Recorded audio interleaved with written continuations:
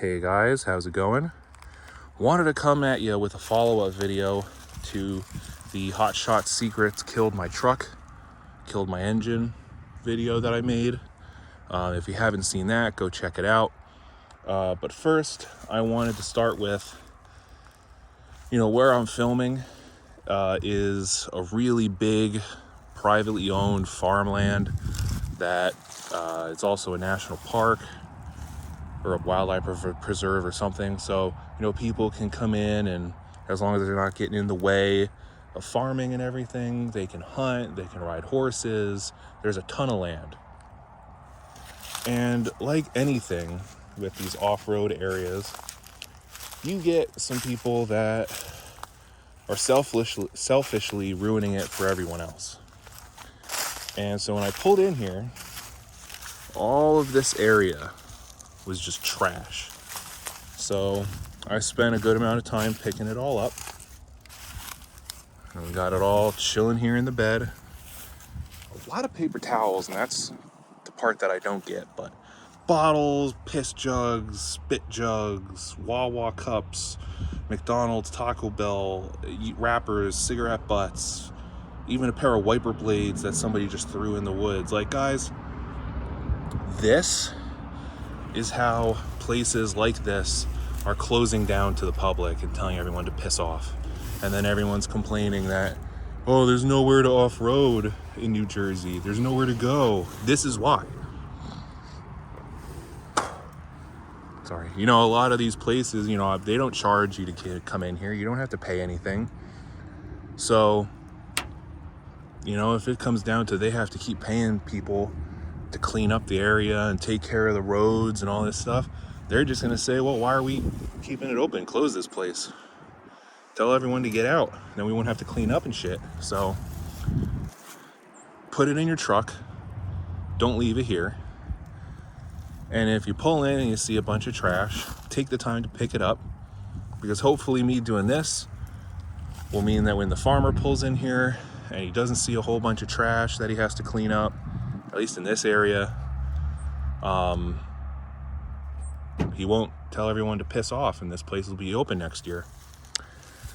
So, with that out of the way, there were a lot of good comments on the last video with people sharing their experience either with Hot Shot Secrets or, what they found to be the problem when they had injector issues. Those comments are really good. I definitely want, you guys to share what you have, because while a lot of the suggestions didn't help me in this situation, because, the issue's fixed, the injectors were the problem and they got changed and now the truck runs like brand new. But maybe some other guy who clicks on the video is going to see those suggestions and he'll know where to look. Now, there were, of course, the stereotypical nutsacks who are posting in the comments, yeah, the issue is the 6.0. 6.0 is the most unreliable. 6.0s are trash. You should put a 7.3 in it. 7.3s are the best. Those comments, they're just going to get deleted because I don't want the comment section to just turn into an argument thread about which diesel's the best. All the diesels are the same. They all break. They all run. They all sound different. 6.0s sound the best to me. 7.3s might sound the best to you. That's cool. 7.3s don't sound the best to me. So I'm just, it's not going to turn into just an argument thread about, arbitrarily which diesel engine is better. It's just, that's not going to happen. So, yes, if I did not make it clear enough in the video, my issue was the injectors. Replacing all 8 injectors fixed my issue. The truck runs like brand new now. And we're all good to go. I have in the truck, there's a Edge monitor, not a tuner, just a monitor. And that's where I monitor my oil and coolant temp delta, my Fickum voltage, the IPR, all that stuff I can see on that screen. So, you know, I know it's not an IPR issue. I know it's not Fickum voltage issue, because that stuff was all checking out fine. You know, a lot of guys making good comments about what oil they run, what additives they run. And, you know, there was a couple comments in there about, you know, I've never had issues with Hot Shot Secrets. You're the first person that's had issues with Hot Shot Secrets. Those comments also I left because, you know, it's good to see that, you know, maybe you've never heard of someone having issues with Hot Shot Secrets or anything else for that matter, but that doesn't mean there aren't people that have had issues. And there's been a couple guys who commented down there too, saying they did have issues with Hot Shot Secrets in their engines. So yeah, I just wanted to make that follow-up video talking about, you know, some of the comments, and you know, for the guys that had their 6.0 hate comments deleted, you know, just for them to get an explanation of why. Now, like I said, the truck's running great. I do think I have an oil pan seep issue now, from them steam cleaning the engine, and then me brushing on some wool wax black undercoating. One or the other, I think, rubbed away some rust flake that was on the front of the engine pan bottom, where it, you know, goes up and then curves to follow along the bottom of the engine. It's really scaly, and I think I'm getting an oil seep. At least I think it's an oil seep. I'm not 100% sure.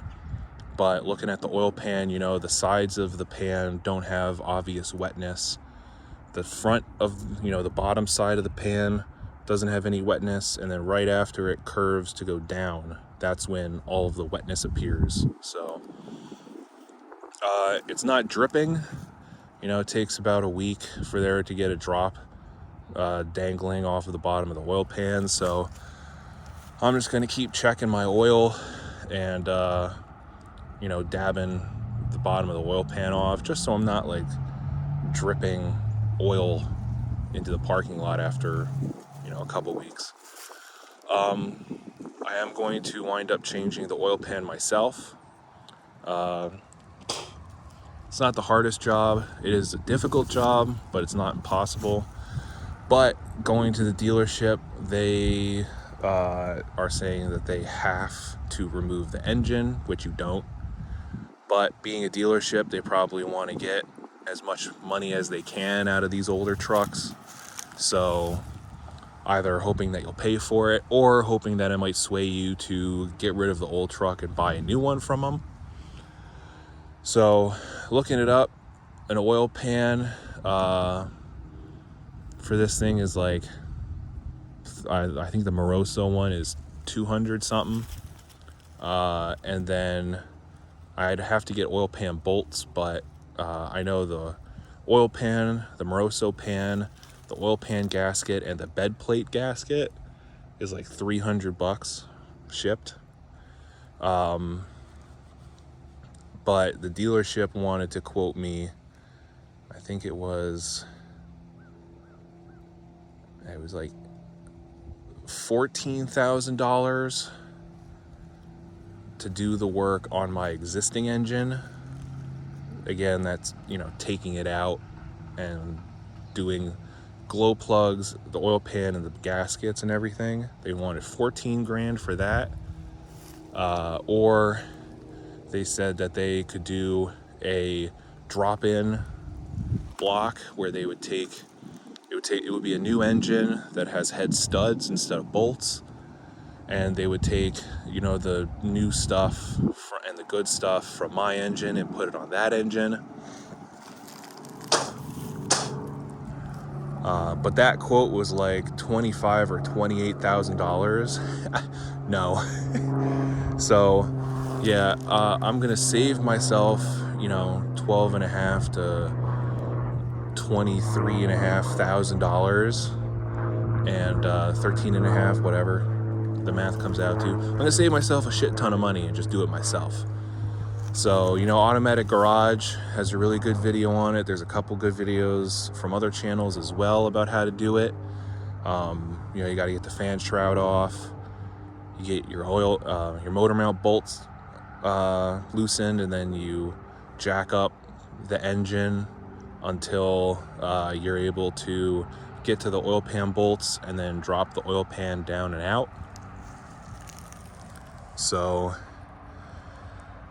that might be something that I do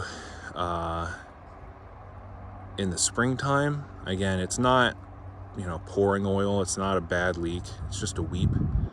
So I'll probably wind up saving my money, and then later, when it comes down to it, I will pop the cab off and do the oil pan and that stuff, do the glow plugs, change the exhaust manifolds because they're really rusty, and if I'm going to take the cab off, I might as well do that. Do my exhaust manifolds, do my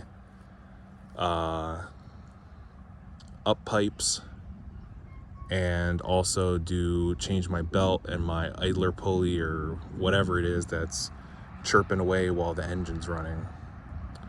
So yeah, that's the current state of the diesel. Hope you guys enjoyed, and I'll catch you on the next one.